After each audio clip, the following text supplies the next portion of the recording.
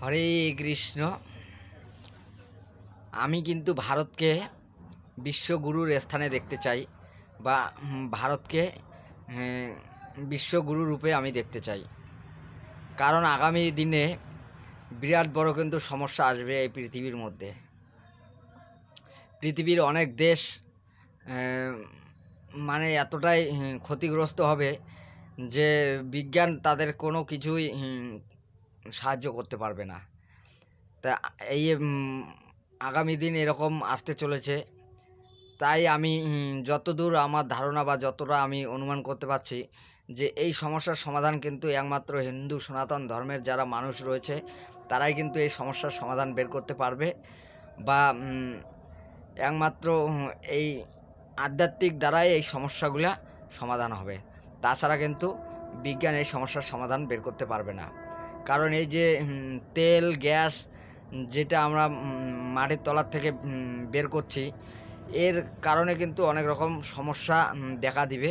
এটা কিন্তু অনুমান করা যাচ্ছে বা এটা ইঙ্গিত পাওয়া যাচ্ছে।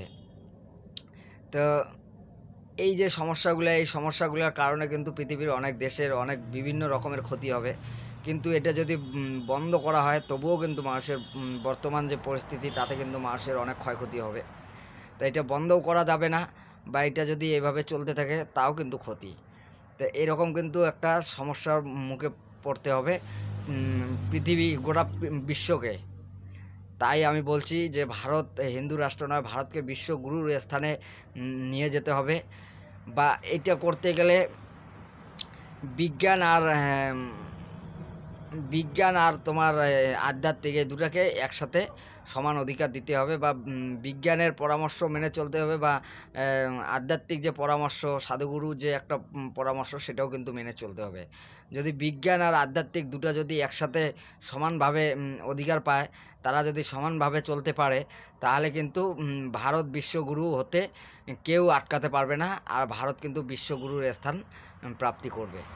এই জন্যই আমি বলছি আমরা যারা হিন্দু সনাতনীরা রয়েছি, আমাদের কর্তব্য গোটা দেশের গোটা পৃথিবীর চিন্তা করা, বা গোটা পৃথিবীর মঙ্গল করা, বা সকলের মঙ্গল করা, বা সত্যের মঙ্গল করা, বা ধর্মের মঙ্গল করা, এটাই আমাদের কর্তব্য। শুধু আমরা যদি নিজেদের কথা ভাবি, আমরাও যদি শুধু হিন্দু সনাতন ধর্মের যারা মানুষ রয়েছে তাদের কথা ভাবি, তাহলে কিন্তু আমাদেরটাও ভুল হবে। তা হরে কৃষ্ণ। আমার কথা যদি কোনো ভুল ত্রুটি হয় ক্ষমা করবেন।